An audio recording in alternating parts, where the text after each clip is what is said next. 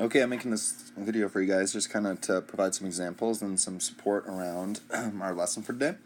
So, as you're looking at these first kind of list of examples, what we're really trying to do, and this is maybe might seem a little disconnected, but we're starting to work more with right triangles and special relationships of the side lengths that are found. And oftentimes it's going to result with numbers that are expressed with a radical that needs some simplifying in order to more easily understand them and also to combine them and kind of just work with them.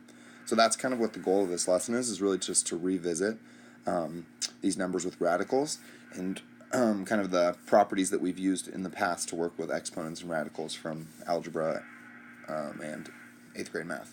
So one of the first things I could do is if I'm simplifying this first exercise 1, you know that square roots and squares are really the opposite of each other.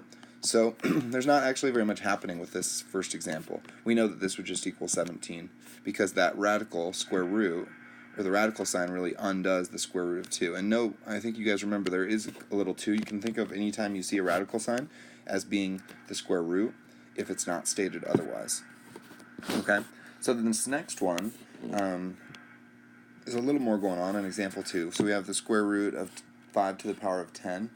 And one way we can rewrite this that I think makes sense to me is we could write this as 5 squared, and we could write it like this 5 times. So if you end up with something like this, better get smaller. Sorry, I'm gonna get a little tight. So if we have that, which if you think about that, that's really, excuse me, just 5 to the power of 5 squared 5 times, which would make 5 to the power of 10, and then each one of those has a radical sign over it. But just by looking up here, I think we would notice that all of the radical signs would kind of undo the squaring. So if we simplify this, we'd be left with 5 times 5 times 5 times 5 times 5, or simply 5 to the power of 5. So that would kind of be my simplified version of 5 to the power of 10, and then the square root of that. Okay, so hopefully this is making some sense and kind of reconnecting. So again, I could do that same thing with this guy if I just want to keep kind of providing some examples. So here, I could just kind of break each term that's under the radical apart and simplify this by saying, well, if I were to do that, this is the same as the square root of 4 being multiplied by the square root of x to the power of 2 times the square root of x to the power of 2. So again, now looking at this, you'll see, well, the square root of 4 is 2, and then we just kind of have stated the same claim a couple times, that when we have the square root of a number that's being squared, you're left with just that original term. So I think this would be kind of what we'd be left with. So if I put all this together, I'm left with 2x squared. Okay?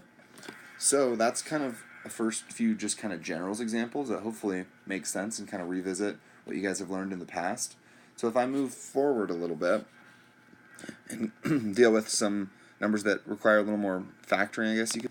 So if I look at these next two examples, like the square root of 72 and the square root of 17 over 25, they're a little more complicated, but the concept kind of remains. So again, I'm trying to make this a combination of prime numbers if I can in this case, or at least like a rational number with maybe irrational. So in this case, I'm going to start, and I'm just thinking of factors of 72, and one of the first ones I think I know is 36 times 2. So again, they still both have radicals because they're underneath that radical in 72. But now I know that the square root of 36 is 6, and I know I can't necessarily take the square root of 2. 2 is a prime, and it's also irrational in this case. So I'm just going to leave this as 6 times the square root of 2. And so that's equivalent, but it's also kind of a much more simple way to look at it. So doing that same thing with this one, the square root of 17 over 25, I could rewrite that, and remember when we have a radical it acts just like an exponent, and that this is equivalent to the square root of 17 over the square root of 25. So to simplify further, the square root of, sorry, that my eraser? Oh, oops. Sorry about that. Struggling now on you guys. Yeah, I'll scribble. So sorry about that. So the square root of 25 is really 5, and then we're left with the square root of 17, which 17 is a prime number, so I'm just going to leave it like that. So this is about as simplified as I can go, but notice what I did was I got rid of a radical in my denominator, which is kind of a little cleaner and easier to think about. Okay, so one last problem, and then I'll call this good. And this one's got a little bit more going on, I would say. So if we look at this one, so again, I can start by using kind of that same concept, so I can break this apart and rewrite it as the square root of x to the power of 5 being divided by the square root of 2. Part of the problem here is I don't really like this irrational number in my denominator, and for one reason it's just not as simple and it's kind of harder to think about, because knowing the value of the square root of 2 is just a little trickier than having to be a rational number, which we can more easily understand the value of.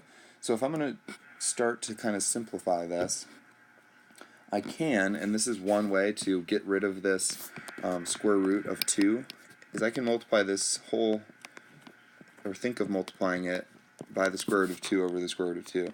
And what this does, if you look at that, you're like, well, that's just 1, because any number divided by itself is 1. So I'm really just multiplying this by 1, but using the square root of 2 over the square root of 2 in a way, because if I multiply these two things, I end up with the whole number 2.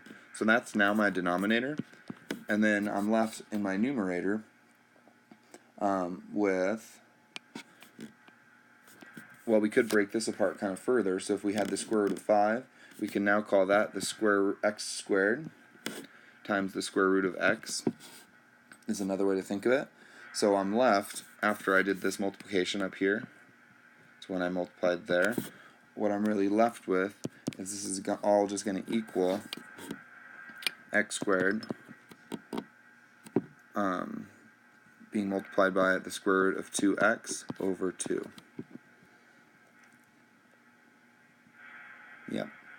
So, again, you can kind of see a more simplified version, and for some of you might be like, whoa, whoa, whoa, that last step got a little bit trickier, and if so, that would be a great thing to ask me questions through that discussion forum. All right, well, hopefully that helped, and yeah, check in if you guys need me. I'll be here for you.